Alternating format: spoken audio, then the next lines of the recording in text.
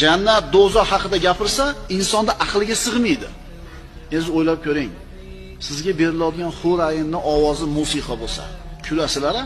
Jannatiylarni bir qush uchib ketayotganda shuni yeyishni ishtaho qilsa, subhanakallohumma deyishigina bor. O'sha qush bir tomoni qo'rilgan, bir tomoni qaynatilgan holda pishirib kelingan. Yeb bo'lganingizdan keyin yana pirratib uchib ketadi. Aqlingiz oladimi? Har bitta odamga hur ayindan moncha beriladi. Yana har bitta hur ayinda 100 tadan cho'risi bo'ladi.